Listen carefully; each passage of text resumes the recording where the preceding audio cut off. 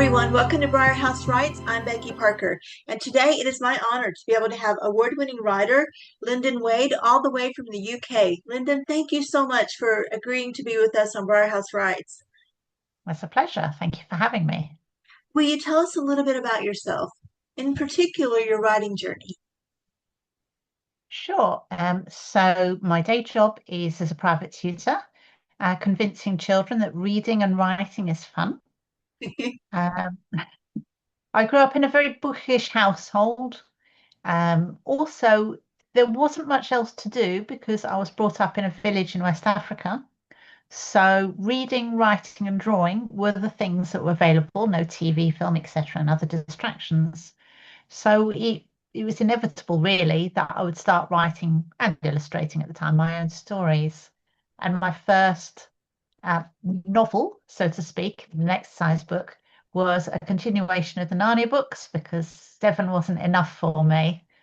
And now I know that's called fanfic. Um, I, Exactly. I carried on writing as an adult with a break when the children were small but noisy.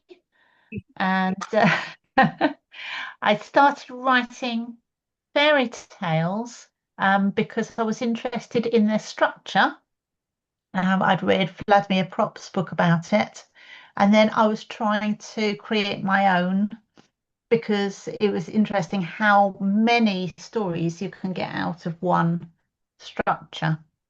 But then after that, I became a bit more dissatisfied with sometimes the stories end in a way that you think isn't right, or older women aren't represented positively, for instance. So I'd start riffing on those to create my own. Do you find that those stories that you are writing now are going to be timeless? Hopefully, many of them will resonate because that is what good literature does, doesn't it?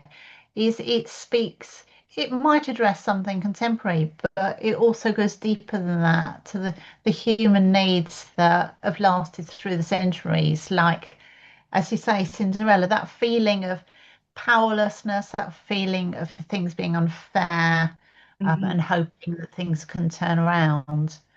So yes, there are issues in my stories that I hope are timeless. But a few of them I think maybe are more to do with contemporary issues in fairy tale disguise. For instance, I'm quite concerned about our attitude to the natural world. Here, people seem to have this passion for cutting down trees all the time. So one of my stories was to do with letting things grow. But again, there's an internal thing about letting the wild side of you flourish as well. And in your family, you said that you grew up basically, no TV or anything like that. Is your No, family also, are they writers? Do you have anyone there who was like a mentor to you to be a writer? my mother was very encouraging. They have both published things, but quite different because they're trained linguists as well as missionaries, um, and various papers. The closest perhaps would be that my mother got very interested in folklore and West African folklore later on from where we were living. So she did publish papers to do with, for instance, the trickster character, um, which you'll see in various cultures, like Brer Rabbit. Hmm. In Ghana, it's Anansi the spider. I think you can find him in India, the West Indies as well. That sounds really fascinating. Yeah, Folklore in particular, because every country and every culture has that. Um, when you are writing, and in particular when you're writing like maybe a fan fiction or anything like that, what challenges do you face in your writing, and how do you overcome them? all the usual problems of distraction, for instance, worrying that it's not good enough, writing and rewriting. But I think the one that I've noticed most recently is that uh, everyone has to decide whether they're a plotter or a pantser or somewhere between, whether they plot meticulously at the beginning or not at all. Mhm. I've I've veered from one way to the other over the years. I know that I need to plan, but I still have this temptation to think, oh, I've planned enough. This idea is wild in my head. I know all about it, and off I go. I'm carried away with the idea, the characters, and so on. I write my whole first draft. I do what they say, like Stephen King recommends. I leave it. I come back to it. I read it with the cold light of day and think, but why did he do this? Or why is she doing that? Or why didn't he ask this in the first place? And then undoing that, unpicking it, and then re-sewing it so that it makes sense again. It's a real challenge. It really does my head in. But that was, I brought it on myself with that. And that's something I still need to work on is to plan first for me because that's the way that I write. Other people might write first and then looking at it, they would then create a plan. Do you ever have someone else edit your work before you submit it to a publication? I use friends to read and compare. I've learned over the years who is good for asking and who's too nice and doesn't tell me anything. Um, I have a friend who's from the north of England, and in the north of England they tell it how it is, whereas in the south we're like, well, you know. So she tells me how it is and gives me really good feedback. Another writer. My husband is good at the overall picture, reading a whole thing and saying, I liked this, but this character, it seemed very unfair on him, for instance. So yes, I've avoided. I've stayed away from using editors so far because I found that my second readers have been really helpful and useful. But some of my stories have been published in small journals and anthologies, and they may well get an edit from the editor there. So I've worked with editors there, and that's informed how I think about my manuscripts as well. But it sounds like, though, the people that are reading your material are maybe the audience that you want to have read your work eventually. Yes, that really does help, doesn't it? To get someone who likes that sort of thing to read it, because if they're people, if you've got romance and someone only reads crime, Right. they're they're not the best audience, are they? They're like, oh, Like, yeah, I don't who must know. be seeing? You got a werewolf and you got this and I don't yeah. Yeah, So absolutely. speaking of your work, Lyndon, would you do the honor of reading us some of your beautiful work? Thank you. Yes, so I have chosen a story from a collection which I'm putting together of a combination of stories that have been published previously and ones that haven't. So the idea is I'll self-publish this. I'm waiting for a cover. My cover artist is very talented, so she's worth waiting for. Um, when it'll be published, I don't know. These you have to let these good things come when they're ready. This story is called Ice Captives, and I think quite soon people will see what it's a riff on. It's a traditional, using a traditional tale to make a new tale. Ice Captives. Another visitor. Like the last one, she was dwarfed by the huge castle hall, a dot on the other side of the frozen lake in the center of the room. The Snow Queen rose an inch above the lake and then glided towards the child and studied her. The girl looked like she would be both interesting and amusing. She was broader in the shoulders than the last child visitor. She wore thick fur boots, and a red hat pulled over her brow so it almost hid her fierce, direct stare.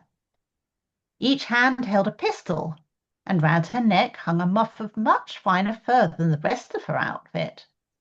Stolen at gunpoint, maybe. I must say, said the girl, rather disappointed in you. What were you expecting, child? The girl considered this for a minute. You're just as beautiful as I imagined, though I thought you'd have black hair, not white. And your rooms, they're so big that the walls are out of sight. But I do like the way you have the northern lights for your ceiling. Thank you. I like them too. The Queen tilted her head. But you sent ice warriors to fight Gerda. You sent no one to fight me. Poor-spirited, I call that. Or perhaps, she said, brightening, you've heard of my reputation and you wouldn't win. I'm the little robber girl. She brandished her pistols with a swagger. The Snow Queen smiled at the child's ignorance. She couldn't be killed by a bullet, nor an axe, nor a sword. As long as there were men and women who prized wealth or power or knowledge above love and imagination, she would live on, kept alive by their cold passions. I assume Gerda is the name of the girl who came to take my little friend from me. I wanted to stop her doing so. I have no need to stop you. That's where you're wrong, announced the little robber girl. I've come to rescue all the other prisoners in your castle. She lowered her pistol and shot it at the lake. A slab of ice shattered into little pieces, which rocked and eddied round one another. The Snow Queen frowned. There is no need to do that. If you want to see the other visitors, come with me. She turned her head to the winds and called for her sleigh. Who's going to hear you in this enormous place? Demanded the little robber girl.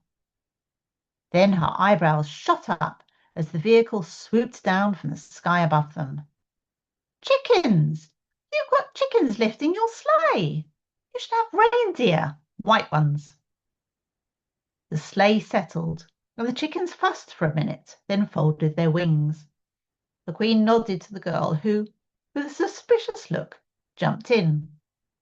They rose in the air and sped over the castle walls, across the ice outside. Soon they were flying across a peninsula. This is the naturalist, the Queen explained, as they dived through a wall of wind. It looks old and boring, said the little robber girl. But if he needs to be rescued, I'm the one for the job. The naturalist looked up at their approach and beamed. Our visitor! Welcome, child. Have you come to see my collection? Can't he see you? Muttered the robber girl to the Queen. No. The Queen shrugged. It didn't matter. The girl turned to the naturalist. I've come to save you. The naturalist bent back over a board he had balanced on a sheet of ice. Amazing specimens. Did you know there are only 2 genus of moth here? But the flies, the beetles, they're so interesting. He gestured to his board. The robber girl bent over to study it, then pulled back with a grimace. Ooh, they might be funny-looking things, but why have you driven a pin through each? They're so much more interesting alive and buzzing around you. Come on, we need to leave now. Leave? You're planning an expedition to find more specimens? No, I'm helping you escape. The Snow Queen had to admire the robber girl's tenacity, but she knew it was in vain. The naturalist's eyebrows shot up. Escape? You know walls? All my life has been a journey towards this dream to make a breakthrough in entomology, and in such an unexplored terrain. I've left home and family for this. I have no idea what you're talking about, snapped the robber girl. Look, are you coming or not? But the naturalist rambled on about his beetles and flies, grubs and larvae. Stupid man, the robber girl exclaimed. Stay here if you want with your horrid dead things. I'm off. I have 2 more guests, the Queen murmured. Let us visit them. I have two more guests, the Queen murmured. Let us visit them. The robber girl scowled and jumped back into the sleigh, and off they sped again. Is that in the distance? The girl asked after some minutes. That is the astronomer. He's dressed much better than the naturalist. I like his red coat and his powdered wig. Is that a huge telescope he's looking through? The astronomer did not pull away from it as the sleigh arrived, but he beckoned to the child. Welcome, welcome, little maid. Come and look at this. The Queen arranged her furs for the wait. The robber girl got out of the sleigh and moved over to the telescope. The astronomer drew back and gestured to the girl to look into the lens. With an air of distrust, she put her eye to the metal tube.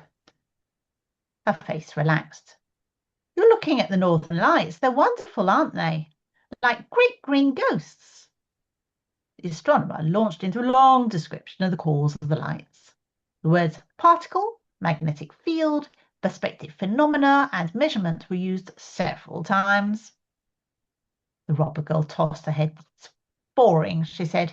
If I lived here, I'd stand and stare at them, not try and explain them. I've come to rescue you from the Snow Queen. Are you coming? The Snow Queen folded her arms and smiled. Rescue me? Exclaimed the astronomer. I am in no danger, child. Look, utter peace all around. Back at home, there was always someone telling me what to do something. Donate money to this charity. Join the war against that aggressor. Marry and settle down. Here, I can study the stars as I've longed to do. My research is going very well. I hope to have my thesis ready in less than 20 years. The world will be grateful one day. 20 years? Repeated the robber girl. Can't spend 20 years measuring things. Now stop being silly and come with me. You can finish your book back at home in comfort. But the astronomer had returned to his telescope and was muttering to himself as he jotted down notes in his journal. Snow Queen shook her head and laughed quietly. The robber girl climbed back in the sleigh. Stay there with your telescope then. See if I care. Let's hope the third guest will have more sense, said the Queen. Yes, said the girl stoutly, looking straight ahead. As they skimmed over a low mountain range, the third guest came into view below. He'd finally completed the shelter he'd made himself out of the frame and sail of his boat. But at that moment he was crouching part way up an escarpment on a thin ledge. What's he doing? Mining. He thinks there will be a rich seam of coal here where no one else has been. The miner turned round at their arrival, but only looked at the girl. He jumped up with a scowl. What are you doing here, young woman? I'm laying gunpowder to blast away this rock. You could be killed. So could you, said the robber girl, clambering out of the sleigh. The Snow Queen stayed seated, drumming her fingers on the side of the vehicle. The whole show had become boring now. Stupid child, I won't set it until I'm at a safe distance. Now be off with you. Off! Don't shout at me, she said. I'm here to free you. What are you talking about? Are you some sort of missionary? Because if you are, I tell you, it's all nonsense for women and children. I'm talking about the Snow Queen. She has you captive. The miner tapped his forehead. The cold has turned your brain. There's nothing to rescue me here from. Now be off with you before I show you the back of my hand. Blast you too, you're as stupid as the rest, she yelled over her shoulder as she leapt back into the sleigh. The Snow Queen shook the reins. The sleigh rose and hovered. Where now? She asked, glancing a sideways look at her passenger.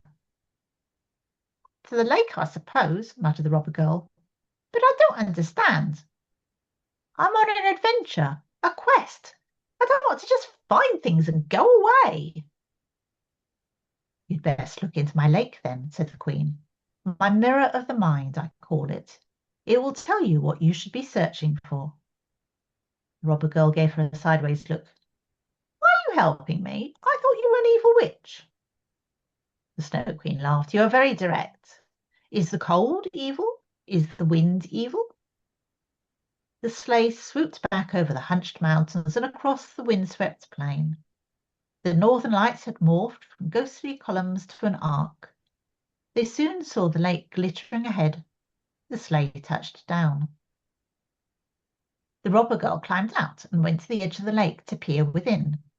The queen followed and looked over her shoulder, curious to see what would happen. The icy water swam with images from the future, like trout coming up for breadcrumbs. A battle with pirates attacking the crew of a tea clipper. A barricade of revolutionaries in Paris. A daring rescue of a huddle of captives from a fort, all led by the robber girl. As a young woman, a mature one, a white-haired, fiery-eyed old one. So does that mean I'm not old enough to rescue people yet? Not at all, said the Queen, but you are in the wrong place. The naturalist, the astronomer, the miner, they aren't captives. They chose to come here and they want to stay. My little friend Kay chose to follow me here too. Loved him enough to come and win him back, and her love and faith were stronger than the poor Kai felt to stay. The mirror says you'll rescue many people one day, but make it people who want to be rescued. The robber girl twisted her mouth in thought. I don't really understand that, she said, but I can see that not everyone will be as stupid as those guests of yours, as you call them. Goodbye, little robber girl. We won't be seeing each other again. It had been an amusing visit, but it was time the child left. The Snow Queen watched the robber girl walk away across the ice to where the girl's own sleigh and huskies waited. The lake shifted, and the images were gone. That's the end. Thank I you. love it so much. And Lyndon, you read beautifully. You do. Thank you. I would love to see you produce an audiobook. I would just absolutely love it. I was wondering about doing a story online in YouTube, for instance, as a um, marketing for the book. Oh, you should. You absolutely should. It would be Oh, so, it would be really good. Um, are you currently, I know that you are writing a newsletter. Um, Tell me about how that newsletter came to be and how we can actually view that newsletter because I think it's really uh, neat. thank you. Uh, it's on Substack, which advertises itself as a sort of blogging come newsletter site. I don't think it's quite as innovative as that sounds, but what I like about it is that you can write things regularly that can go into people's email addresses, but also it's part of a site where people might recommend things to each other. And so it's quite a nice way of growing your audience and finding people that you also like to follow. So there's quite a society of writers in there. I found people who are interested in fairy tales and folklore as well, and they also write newsletters, which inspired me. Partly the newsletter is to work up to the publication of the book. And at the moment, I've got a format of writing a little bit about my own adventures, anything that might be relevant. For instance, the next one should say a little bit about a short film that I was lucky enough to watch early, which deals with the witch hunts in the UK. In the area I'm in the UK, in Essex, the witch trials were comparable with those in Salem. They were terrible. And it's a film looking at why people might have started being so afraid of these women. I write a little bit about my progress in writing. I write about what I've read, particularly if it's something relevant, a little bit of a review. Um, there was another element, and I can't remember what it was. Oh, occasionally I'll write about something that I've created as well, if it's something that's fairy tale related. Lots of photographs because I'm a visual person and Me too. I like, yes. If you could go into one of your stories, Lyndon, what adventure would you go on, and which character would be your best tag along friend? In reality, I'm a bit of a wimp. I tend to avoid big adventures. I'm not into fighting wolves and things. But my companion that I would choose, probably not very wise because I think we're quite similar. But there's a character called Helen Rowland who I've written a couple of stories about. One of them is in my collection, and there are more. She's an everyday mum, wife, worker, and but she sees fairies now that her children are bigger and not making a noise anymore because they've got the headphones in or they're on their games, suddenly she's tuned into the other world. She finds that she's got a crow that prophesies on her chimney pot. She's got a dog who is a reincarnation of a dog who was famous in King Charles's time, and she's got a house elf who is absolutely lazy and useless. Um, Did he steal a sock? he's just refusing. He's very particular about how the vegetables presented to him and so on. Um, and she grew out of thinking about the books that I grew up reading. You can take the Narnia books as an example. Enid Blyton, her children's magical books, for example, the children are tuned into the magical world and the adults are lost in their own, which is interesting. But I was thinking nowadays, children aren't listening out for magic because they're involved in their screens and their games and so on. What Right. if it was the mum instead? And if I went on adventures with her, I'd definitely make sure that we took the dog along with us because Boy rescues her from the King of the Fairies in my first story. All spoilers there. I love your imagination. It just makes you want to just get wrapped up into that adventure. Whether or not you think you're a wimp doesn't really sound like you truly are. It sounds like you're pretty adventurous. Well, Lyndon, I thank you so much for spending time with us at Briar House Writes. Before we go, tell us where we can find your work and your website. Sure. So I've spread myself rather thinly across the website, across the web. The easiest way to find me is on Facebook or Instagram, Lynden Wade, Lynden. Many variants on that name. My Substack, good point, is called Quills Quests, but I think you might find it just with my own name. I need to investigate that, don't I?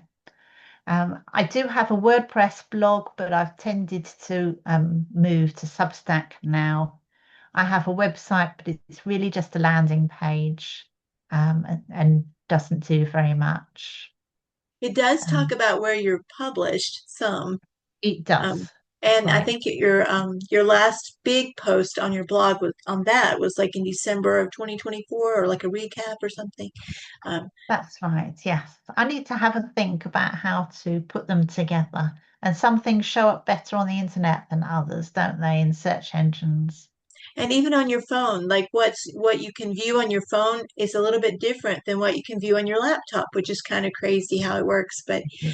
either way, everybody, make sure you go and check Lyndon out and check her out in Kristen Baum DiBiase's magazine. Tell us about that. You were published in that recently. Oh, You that's right. Yes. The Fairy Tale magazine. It's a lovely magazine. It's beautifully produced and has regular issues. The most recent of the regular issues, they've just brought out a new one for competition, um, was based around Sleeping Beauty. So the prompt was fairy tales or stories and poems using that as prompt. And you wouldn't have thought that 20 pieces could be all different and original. You think, oh, they're going to be repetitive after a while, but they're not. Each one is distinct, and I really enjoyed reading everybody's there. And it's really well organized, isn't it? I love the fact that you can put 20 people in a room, give them the same idea, to go at, and they come from such different angles and create, like you said, a very beautiful product. It's amazing. Absolutely. Yeah. Well, Lyndon, thank you again. I just wish you all the very best in your writing future. Thank you very much. Thank you for having me.